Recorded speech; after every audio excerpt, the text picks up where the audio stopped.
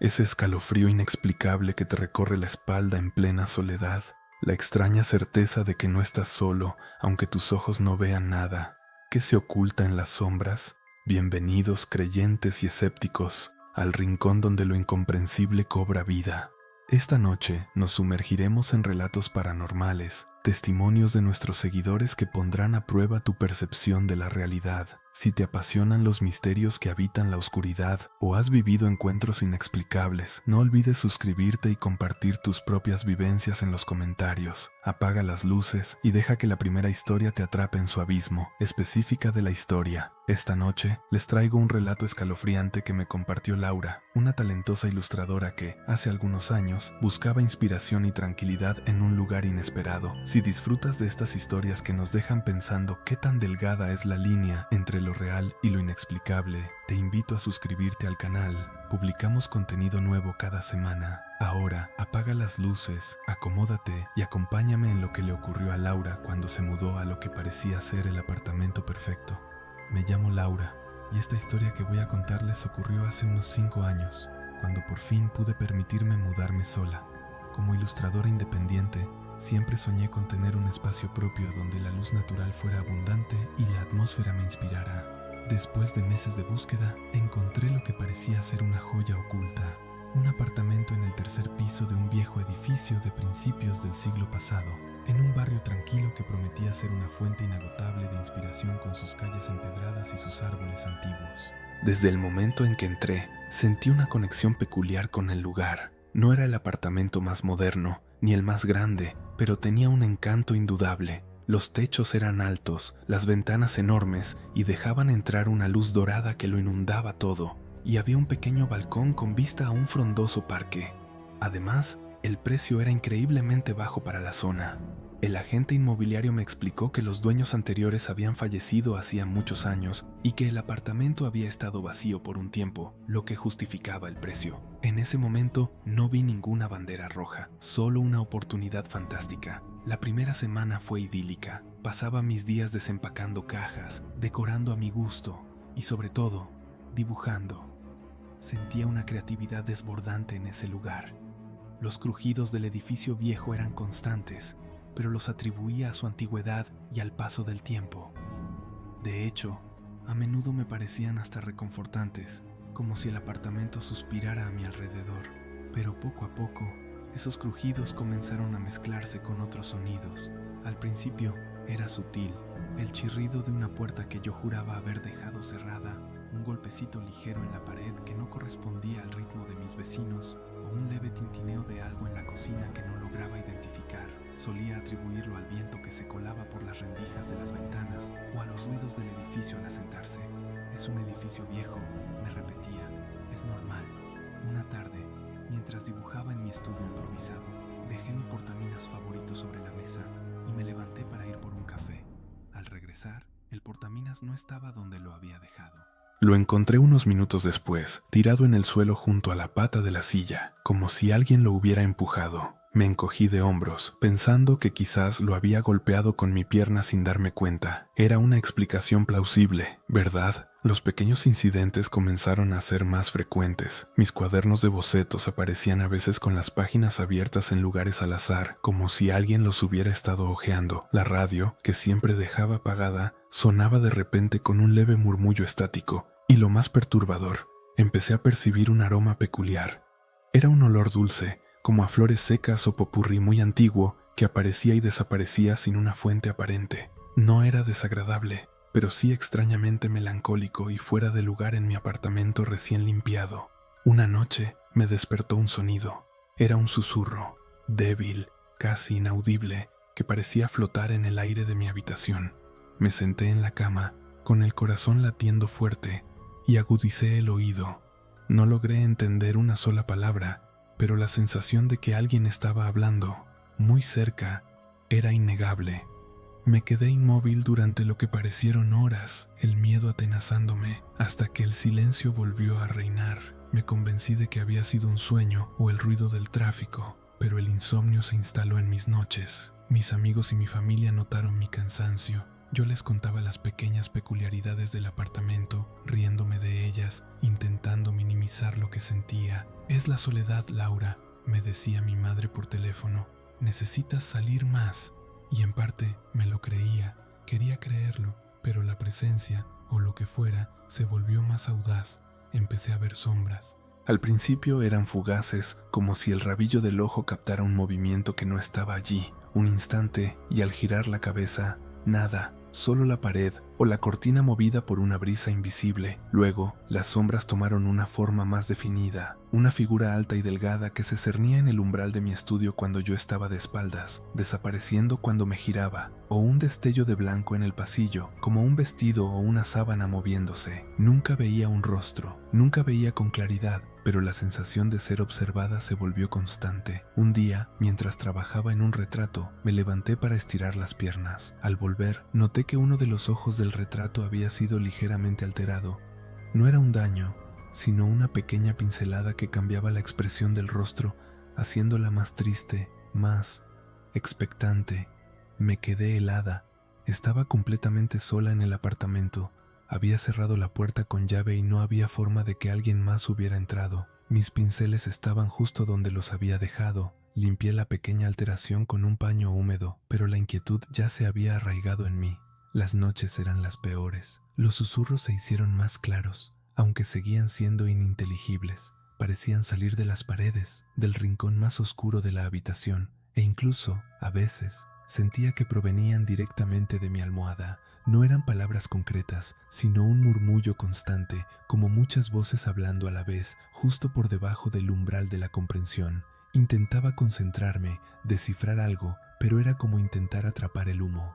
El frío se volvió más intenso en ciertas zonas del apartamento, sobre todo en el pasillo y en mi estudio. Incluso en pleno verano, sentía escalofríos que no tenían explicación, como si alguien helado pasara a mi lado. Comencé a buscar en internet sobre el edificio.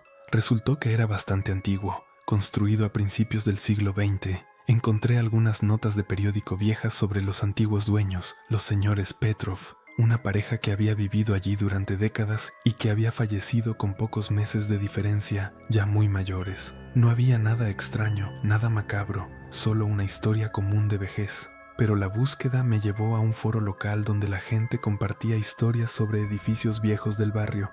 Y ahí, alguien había mencionado el número de mi edificio, hablando de la mujer que nunca se fue.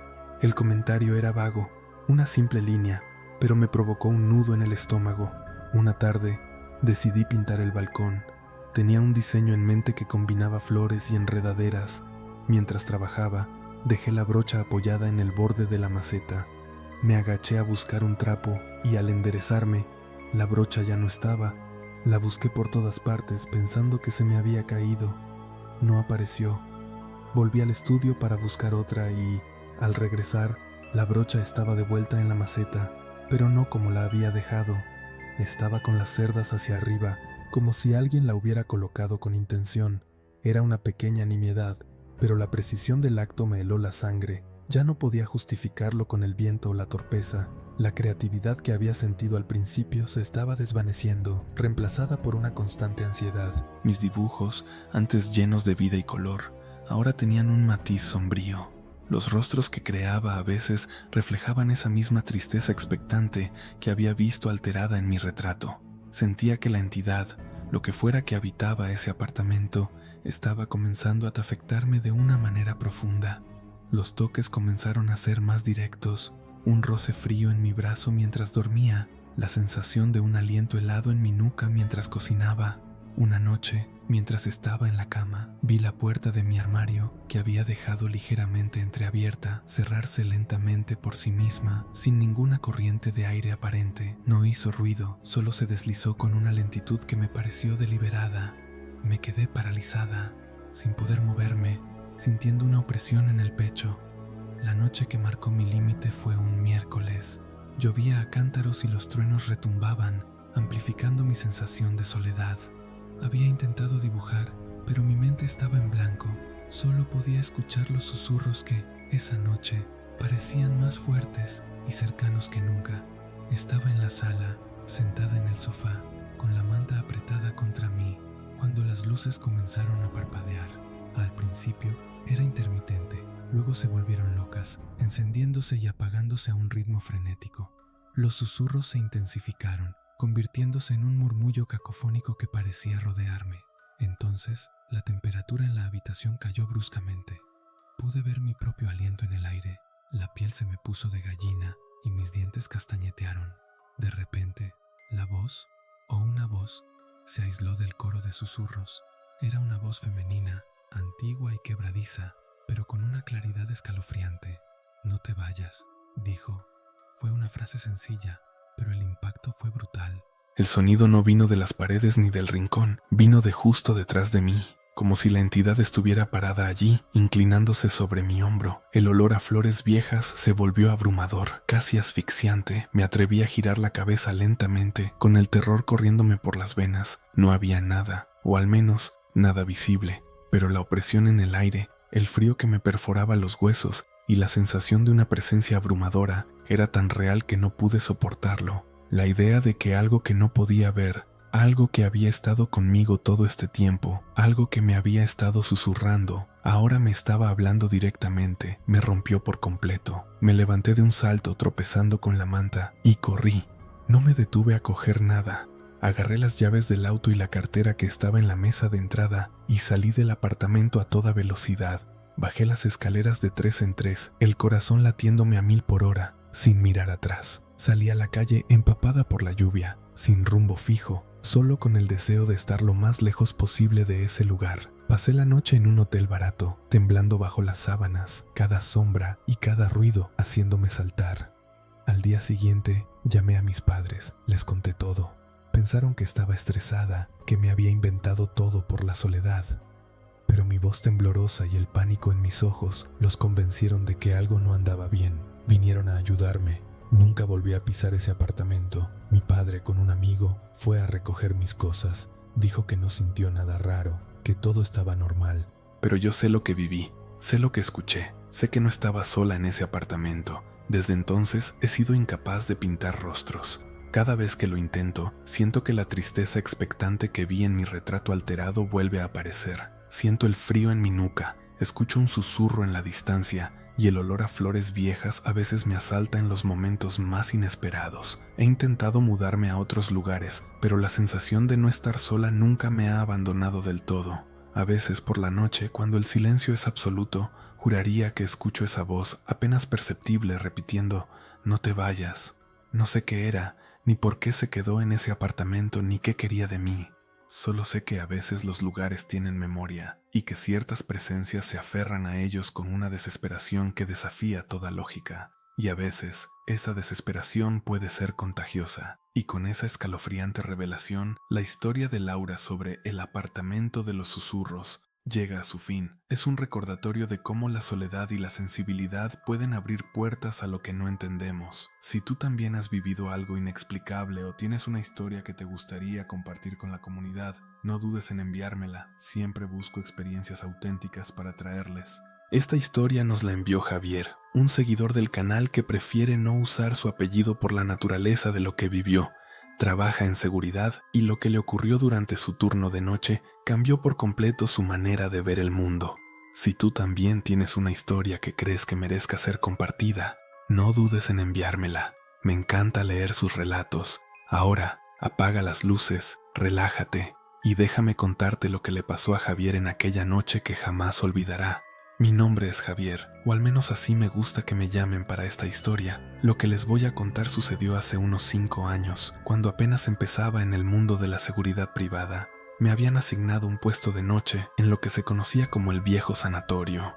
No era un sanatorio mental en el sentido estricto de la palabra, sino un centro médico muy antiguo, casi histórico, que había funcionado durante décadas como hospital de convalecientes, una especie de hospicio para enfermos crónicos, y en sus últimos años de actividad, un centro de investigación. La mayor parte del complejo estaba abandonada, solo una pequeña sección, un edificio moderno que se había anexado en los 80, seguía funcionando como consultorio para algunas especialidades. Mi turno era de 7 de la noche a 7 de la mañana, cubriendo todo el perímetro del complejo y específicamente haciendo rondas por los pabellones viejos, los que la gente apodaba el sector silencioso. Mi trabajo consistía en asegurarme de que nadie entrara sin permiso, que no hubiera intrusos y verificar que todas las puertas y ventanas estuvieran bien cerradas. Un trabajo monótono, pensé, perfecto para un novato como yo.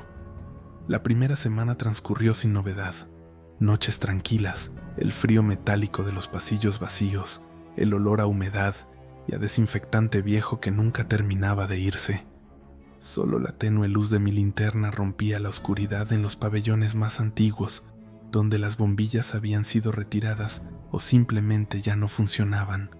El sonido más fuerte era el de mis propios pasos, o de vez en cuando, el ulular de un búho lejano.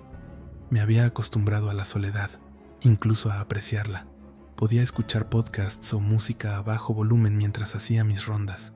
No había ni un alma en kilómetros a la redonda, salvo los médicos de guardia en el edificio nuevo, quienes rara vez se aventuraban a los pabellones antiguos. Una de esas noches, creo que fue la segunda o tercera semana, algo empezó a sentirse diferente. Era invierno, y el frío siempre era un factor en el viejo sanatorio. Pero esa noche había una ráfaga de aire helado que parecía seguirme. No importaba en qué pasillo estuviera o si las ventanas estaban cerradas, esa sensación de un frío antinatural se pegaba a mi espalda. Al principio lo atribuí a la vetustez del edificio, a las corrientes de aire, a mi propia imaginación jugándome una mala pasada. Después de todo, el lugar tenía fama. Los otros guardias, los veteranos, siempre contaban historias de la enfermera de la sección B o el niño del quirófano viejo. Pero yo, como buen escéptico, nunca les presté demasiada atención. Esa noche, mientras revisaba el pabellón de lo que alguna vez fueron las habitaciones de internación de larga estancia, empecé a escuchar un sonido. Era muy tenue, como un roce, un arrastre sutil, pero constante. Hacía eco en el silencio sepulcral del pasillo. Apagué mi música y agudicé el oído. El sonido venía del final del pasillo, donde se encontraba la vieja sala de fisioterapia. Caminé lentamente, iluminando con mi linterna cada puerta, cada rincón. El sonido parecía cesar cuando me acercaba y reaparecía cuando me detenía. Era como si jugara conmigo. Cuando llegué a la sala de fisioterapia, no había nada. La puerta estaba cerrada con llave. El polvo cubría el suelo. Las viejas máquinas de ejercicio, como esqueletos metálicos, permanecían inmóviles. Me sentí un poco tonto. Seguramente era el viento o alguna rata gigante, pensé. Volví a mi puesto de control, que era una pequeña garita de seguridad en la entrada del pabellón principal. Preparé mi café y encendí la radio en bajo volumen. Intenté quitarme de la cabeza la extraña sensación, pero el frío persistía. Fue entonces cuando escuché el primer susurro. Al principio pensé que era la radio, un murmullo ininteligible, como una conversación lejana. Le subí el volumen a la radio y el murmullo se mezcló. Lo bajé. Y ahí estaba, débil pero claro. Parecía venir de la oscuridad justo fuera de mi garita. El corazón me dio un brinco.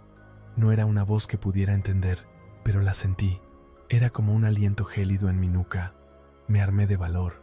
Tomé mi linterna y salí. El pasillo estaba completamente oscuro, solo interrumpido por la luz de mi garita. Recorrí con la linterna el corredor, los rincones. Nada, absolutamente nada. El frío se intensificó, un frío que me caló hasta los huesos, a pesar de mi grueso uniforme. Me apresuré a regresar a la garita, cerrando la puerta detrás de mí. Mi pulso estaba acelerado. Me dije que el cansancio me estaba jugando una mala pasada, que la imaginación, después de tantas horas de soledad, estaba empezando a volar. Las noches siguientes, los sucesos se hicieron más frecuentes y más inquietantes. El sonido de arrastre se repetía casi todas las noches, siempre en los mismos pabellones antiguos.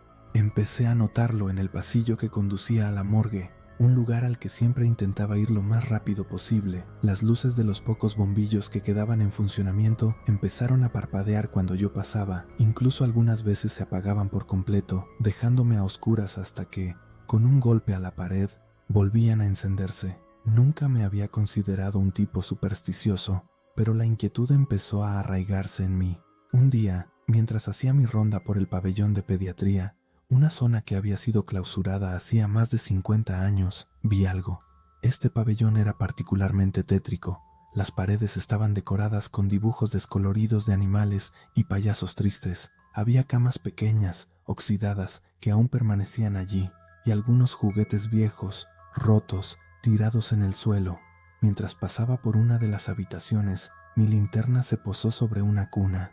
Dentro de la cuna pude ver claramente un osito de peluche, viejo y gastado, que no estaba allí la noche anterior. Lo recordaba porque había iluminado esa cuna específicamente. Me acerqué con cautela. El osito estaba sentado, recargado contra la cabecera, con sus ojos de botón mirándome fijamente. Era ridículo, lo sé, un osito de peluche, pero el hecho de que no hubiera estado allí antes, de que alguien lo hubiera colocado. ¿Quién? No había intrusos, las puertas estaban selladas, las ventanas intactas. Tomé el osito. Estaba frío, pero no era un frío normal, era un frío que parecía emanar del objeto mismo. Un escalofrío me recorrió la espalda, lo dejé donde estaba y seguí mi ronda, pero con los sentidos más alerta que nunca. Me sentí observado, no por una persona, sino por algo más. Esa misma noche, al regresar por el pasillo principal del pabellón de pediatría, escuché lo que parecía ser una risita infantil, una risa suave, melodiosa pero a la vez escalofriante por lo inesperada. Se escuchó claramente justo detrás de la puerta de la habitación donde había visto el osito. Me detuve en seco, la risa se repitió, un poco más fuerte esta vez, y luego se desvaneció en un murmullo. Mi corazón latía con fuerza contra mis costillas. Grité, «¿Hola? ¿Hay alguien ahí?» El silencio que me respondió fue aún más pesado que la risa. Me acerqué lentamente a la puerta.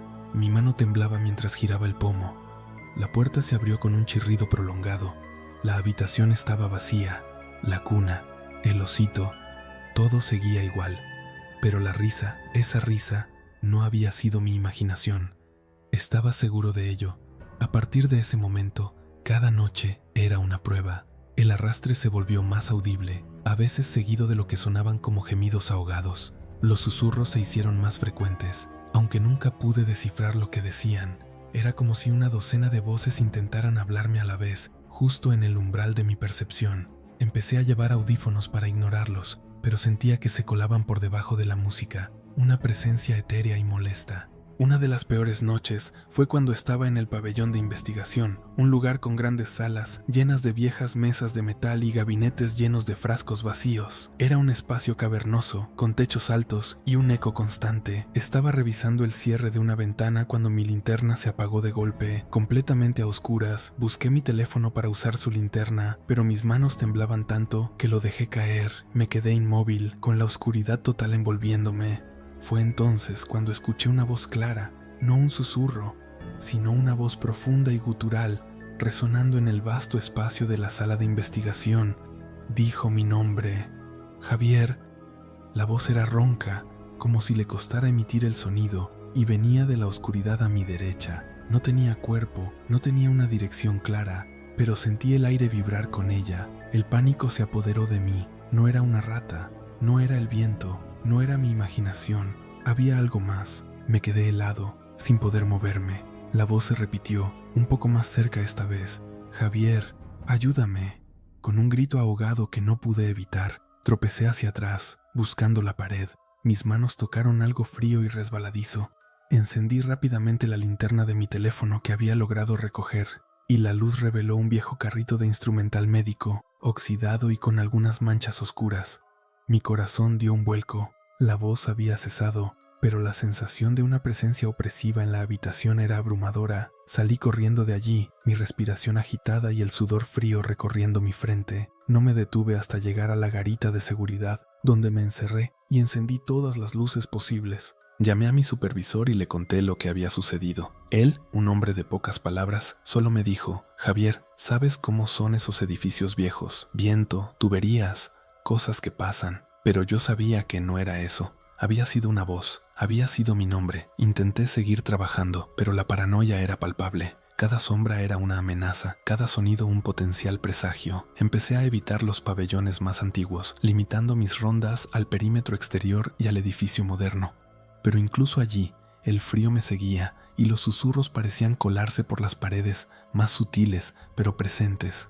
Una noche, mientras revisaba el ala del hospital que ya no se usaba pero que aún conservaba algunas habitaciones amuebladas con camas y mesitas, me topé con un espejo antiguo que había sido dejado en el pasillo.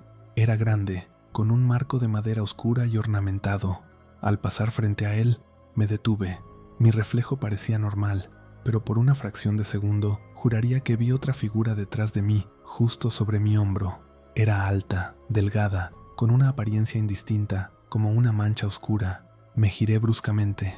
No había nada, solo el pasillo vacío y la oscuridad que se extendía. Volví mi mirada al espejo. Mi reflejo estaba allí, pero la figura había desaparecido. Lo sacudí, lo revisé. No había ningún truco, pero la imagen se había quedado grabada en mi mente. Era una sombra, un juego de luces, o la figura estaba allí, pero no era visible a simple vista, solo en el reflejo de ese espejo maldito. La última noche que trabajé allí fue la que me convenció de que no podía seguir. Había llegado al pabellón de autopsias, un lugar que siempre me daba escalofríos. Era un cuarto pequeño, con una mesa de acero inoxidable en el centro y estantes llenos de herramientas que me daban escalofríos. Hacía mis rondas allí lo más rápido posible. Esa noche, cuando estaba por salir, un objeto metálico cayó con un estruendo ensordecedor desde uno de los estantes. Era un antiguo recipiente de metal, probablemente usado para almacenar órganos o instrumental. Lo recogí y lo coloqué de nuevo. Justo cuando me giraba para irme, sentí un tirón en el borde de mi chaqueta. Un tirón firme, como si una mano me jalara. Me congelé. No había nadie, no había cables sueltos, nada en lo que pudiera haberme enganchado. Mientras intentaba dar un paso, el tirón se repitió, un poco más fuerte, inmovilizándome. Una voz, esa voz ronca y gutural de antes, resonó, esta vez no a mi lado, sino justo detrás de mi oreja, tan cerca que sentí su aliento frío. «No te vayas, quédate». El miedo fue tan puro y abrumador que me paralizó. No pude gritar, no pude moverme. La voz se repitió, y luego sentí como algo gélido, como dedos finos y largos, se deslizó por mi cuello, una sensación helada que me erizó cada vello del cuerpo. El olor a formaldehído y a algo dulzón y rancio, como carne vieja, me llenó las fosas nasales. No pude soportarlo más. Con un grito desesperado que se ahogó en mi garganta, me zafé de la garra invisible y corrí. Corrí por los pasillos oscuros como nunca antes, sin mirar atrás, sin importar si tropezaba, solo quería salir de allí. No me detuve hasta que estuve fuera del complejo, bajo la tenue luz de las farolas en el aparcamiento. Mi corazón estaba desbocado, mis pulmones ardían. Nunca volví a poner un pie en el viejo sanatorio. Renuncié al día siguiente, sin dar muchas explicaciones, solo diciendo que no era el trabajo para mí. Mis compañeros veteranos me miraron con una comprensión silenciosa. Creo que sabían exactamente por qué me iba. Hasta el día de hoy, el recuerdo de esa voz, de ese tirón invisible, de esos dedos helados en mi cuello, me persigue. A veces, en el silencio de la noche, juraría que todavía escucho susurros en el borde de mi audición, o siento una ráfaga de frío inexplicable en una habitación cálida. No sé qué era lo que habitaba ese lugar, si eran las almas de los pacientes que nunca encontraron paz, o alguna entidad más antigua y oscura. Solo sé que es real, y que hay lugares en este mundo donde el velo entre la vida y la muerte es mucho más delgado de lo que la ciencia puede explicar. Y así termina el escalofriante relato de Javier, quien, como muchos, encontró lo inexplicable en los rincones más olvidados de un viejo edificio. Esas experiencias te marcan, te cambian la perspectiva para siempre. Si esta historia te ha resonado, o si alguna vez te has encontrado con una presencia en un lugar aparentemente solitario, me encantaría leer tus comentarios. Comparte tus pensamientos y lo que crees que pudo haber sido. Esta historia me la envió Ana, una joven que trabajó hace algunos años como guardia de seguridad nocturna en un edificio antiguo. Su relato es uno de esos testimonios que te hacen cuestionar la delgada línea entre lo real y lo inexplicable, y que te demuestran que a veces la soledad y el silencio de la noche pueden ser un lienzo perfecto para que lo paranormal se manifieste. Si te sientes identificado con estas experiencias o simplemente disfrutas de sumergirte en el misterio, te invito a suscribirte al canal. Así no te perderás ninguna de las historias que compartimos. Ahora, acomódate, apaga las luces y permíteme contarte lo que Ana vivió en aquel lugar olvidado. Mi nombre es Ana y lo que voy a contarles sucedió hace unos 5 años, cuando tenía 23. En ese tiempo, yo estaba pasando por un momento económico difícil y necesitaba cualquier trabajo que pudiera conseguir. Así fue como terminé aceptando el puesto de guardia de seguridad nocturna para una empresa. Mi asignación era un edificio bastante peculiar, una antigua facultad de química y medicina, clausurada hacía más de 2 décadas. que había sido adquirida por una corporación para una eventual demolición o remodelación. El caso es que, mientras esperaban los permisos, el edificio debía permanecer vigilado, y ahí entraba yo. Recuerdo la primera vez que vi el lugar. Era una mole de ladrillo oscuro y piedra gris, con ventanas altas y estrechas que parecían ojos vacíos en la penumbra. Estaba rodeado por un alto muro de piedra, cubierto de hiedra silvestre. La entrada principal, una imponente puerta de madera tallada, estaba sellada con tablones. Los accesos para el personal eran por una puerta lateral casi escondida que daba a un patio interior. El ambiente era pesado, como si el tiempo se hubiera detenido en sus pasillos. Un aroma a polvo, humedad y algo indefinible, como a hospital viejo y a libros mohosos, era el saludo constante. Mi turno era de 10 de la noche a 6 de la mañana. Solía ser la única alma en el edificio, aparte de los guardias de día que se iban justo cuando yo llegaba. La rutina era simple: recorrer los 3 pisos y el sótano cada 2 horas, verificar que todas las puertas y ventanas estuvieran cerradas, reportar cualquier anomalía y, entre ronda y ronda, hacer tiempo en la pequeña oficina de seguridad que habían habilitado cerca de la entrada de servicio. Las primeras noches fueron de una soledad abrumadora. El silencio era casi físico, solo roto por el chirrido ocasional de las tuberías o el ulular del viento entre los huecos de las ventanas. El edificio era un laberinto de pasillos oscuros, aulas con pizarras aún cubiertas de ecuaciones a medio borrar, laboratorios con mesas de trabajo vacías y estantes llenos de frascos empolvados. Lo más inquietante era el auditorio principal, con sus butacas de terciopelo rojo desgastado y un escenario oscuro que parecía retener la memoria de innumerables charlas y experimentos fallidos. A partir de la tercera noche, las cosas comenzaron a ser extrañas. Al principio, eran detalles minúsculos, tan sutiles que los atribuía a la fatiga o a mi imaginación. Por ejemplo, en el laboratorio principal del segundo piso, siempre dejaba la puerta de un armario metálico completamente cerrada después de mi inspección, pero en la siguiente ronda la encontraba ligeramente entreabierta, apenas unos centímetros. No había corrientes de aire, no había nadie más, simplemente la cerraba y seguía. Luego se sumaron los sonidos. Primero, un arrullo lejano, como un murmullo de voces incomprensibles, que parecía venir de las profundidades del sótano o de los conductos de ventilación. Lo desestimé como el sonido de la estructura asentándose, o tal vez algún animal callejero que se había colado. Pero el sonido no era animal, era algo más articulado, aunque indistinguible. Una noche, mientras estaba en el tercer piso, en el ala de las antiguas salas de estudio, juraría haber escuchado el leve roce de páginas, como si alguien estuviera hojeando un libro. Me detuve, contuve la respiración. El silencio volvió, absoluto. Encendí mi linterna y escudriñé cada rincón. Libreros vacíos, mesas cubiertas de polvo. Nada. Intenté convencerme de que era el viento, pero las ventanas estaban cerradas y no había brisa. Estos pequeños incidentes se hicieron más frecuentes y más específicos. Un día, al pasar por el aula 207, una silla de madera de esas antiguas, con el pupitre adosado, estaba girada ligeramente, como si alguien se hubiera levantado de ella apresuradamente. Yo estaba segura de que la había dejado bien alineada con el resto. En otra ocasión, en el despacho del que fue, aparentemente, el decano de la facultad, encontré un bolígrafo sobre el escritorio, que yo había recogido y puesto en un cajón en mi primera ronda. Estaba allí, justo en el centro de la madera oscura, un bolígrafo sin ninguna particularidad, pero su presencia me taladró la mente. ¿Quién lo había puesto allí y por qué? El miedo empezó a instalarse, frío y punzante, cada vez que las 10 de la noche se acercaban. Sentía una opresión en el pecho, una ansiedad que me acompañaba desde que ponía un pie en el edificio hasta que salía de él por la mañana.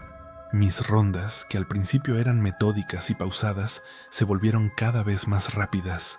Me movía por los pasillos con el corazón latiendo como un tambor, la linterna en mano, con la vista fija en cada sombra. Una de las zonas que más me inquietaba era el antiguo anfiteatro de anatomía en el sótano. Era una sala circular con gradas ascendentes que culminaban en una mesa de mármol en el centro, donde imaginaba se realizaban las disecciones. Siempre había una sensación de frío intenso en ese lugar, incluso en las noches cálidas. El aire era denso, pesado, cargado de una energía oscura. Una noche, mientras iluminaba la mesa central, el haz de mi linterna pareció atravesar algo que no estaba allí. Fue solo un instante, una distorsión del aire, como el calor ondulando sobre el asfalto, pero en un lugar cerrado y helado. Sentí que se me erizaba el vello de la nuca. Salí de allí a toda prisa, casi corriendo, ignorando mi propia regla de mantener la calma. A la semana siguiente, los fenómenos se intensificaron. Ya no eran solo sonidos sutiles o cosas movidas. Las luces, que solo funcionaban en la oficina de seguridad y en algunos puntos estratégicos de los pasillos, comenzaron a parpadear sin razón aparente. El aire acondicionado, o lo que quedaba de él, se encendía y apagaba solo, produciendo un zumbido fantasmal. Lo más aterrador ocurrió una madrugada. En mi ronda por el segundo piso, estaba pasando por el ala de laboratorios de química. De repente, una ráfaga helada de aire me envolvió, tan intensa que me hizo temblar. El olor a humedad y polvo se mezcló con un hedor metálico, como a sangre vieja o a óxido. Al mismo tiempo, escuché un lamento. No era un grito, sino un sonido gutural y profundo, lleno de agonía, que parecía resonar en las paredes del pasillo. Era innegable, era real. Mi corazón dio un vuelco. Me quedé inmóvil, con la linterna temblando en mi mano. Mis ojos intentaban perforar la oscuridad, buscando la fuente de ese sonido. El lamento cesó tan abruptamente como había comenzado. El hedor metálico se desvaneció, dejando solo el persistente olor a viejo. Quería salir corriendo, pero mis piernas se sentían como plomo. Sabía que tenía que seguir la ronda, que era mi trabajo. Con un nudo en la garganta seguí adelante, abriendo y cerrando puertas con la mayor rapidez posible. Cuando llegué al final del pasillo, donde se encontraba una antigua sala de almacenamiento de reactivos, mis ojos captaron algo en la penumbra. Una figura, no era sólida, sino una especie de sombra más oscura que la propia oscuridad, apenas perceptible contra el fondo de la pared. Parecía estar inclinada sobre algo y un tenue brillo rojizo emanaba de lo que parecía ser su mano. Era una visión fugaz, borrosa, como si mirara a través de un cristal empañado. Parpadeé y se desvaneció. En ese momento el pánico me invadió por completo. Grité, un grito ahogado que apenas salió de mi garganta. Di media vuelta y corrí. Corrí por el pasillo, bajé las escaleras del segundo al primer piso a toda velocidad, sin importarme el ruido de mis pasos. Llegué a la oficina de seguridad jadeando, temblando incontrolablemente. Me encerré, respirando con dificultad, con los ojos fijos en la puerta, como si esperara que la sombra apareciera allí en cualquier momento. El resto de la noche lo pasé aferrada a mi linterna, con el teléfono móvil en la mano, lista para llamar a la policía o a quien fuera. No pude dormir, no pude relajarme. Cada crujido, cada susurro del viento era amplificado por mi mente aterrorizada. Cuando el sol finalmente empezó a asomarse por el horizonte, trayendo la promesa de la luz y el turno de día, sentí un alivio tan profundo que casi lloré. Al día siguiente, fui a hablar con mi supervisor. Le conté lo que había experimentado, intentando mantener la calma y sonar lo más racional posible. Él era un hombre mayor, con experiencia, y me escuchó con paciencia, sin reírse. Cuando terminé, me miró con una expresión seria. «Ana, no eres la primera guardia que nos reporta cosas así de ese edificio», dijo, su voz grave. «De hecho, ha habido muchos. Algunos han renunciado después de una semana, otros han inventado excusas para que los cambiemos de puesto. Siempre ha tenido fama de ser especial». Me explicó que según los rumores, en ese edificio se habían realizado experimentos inusuales en sus años de gloria. Se hablaba de estudios sobre la vida y la muerte, de intentar reanimar tejidos, de obsesiones con la conciencia y la espiritualidad, incluso de prácticas que rozaban lo éticamente cuestionable. Algunos decían que había estudiantes o profesores que habían muerto allí, ya sea por accidentes en el laboratorio o por suicidio a causa de la presión académica o de algún descubrimiento que los había trastornado. La fama del lugar maldito no era nueva.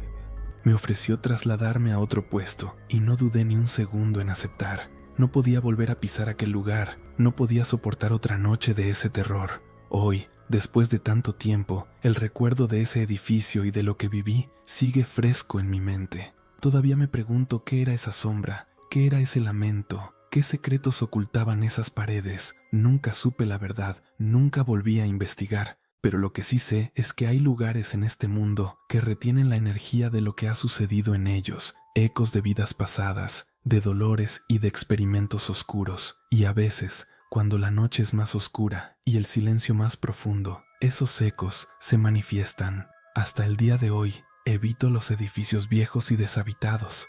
El simple pensamiento de la oscuridad y la soledad en un lugar así me produce escalofríos, y cada vez que cierro los ojos y recuerdo esa sombra inclinada en el pasillo, siento el mismo terror frío que me invadió aquella madrugada. Algunas preguntas están destinadas a quedarse sin respuesta y algunos miedos a acompañarnos para siempre. Y así concluye la inquietante experiencia que Ana nos compartió. Es realmente fascinante cómo ciertos lugares parecen aferrarse a las energías de su pasado, dejando una huella imborrable en quienes se atreven a explorarlos en la soledad de la noche. Si alguna vez te has encontrado en una situación similar, donde la lógica se desvanece y lo inexplicable se hace presente, me encantaría leer tu historia en los comentarios. No olvides que tus testimonios son el corazón de este canal. Si esta historia te ha intrigado, considera suscribirte para no perderte futuros relatos. Thank you for accompanying me on this journey through mystery. Have a peaceful night.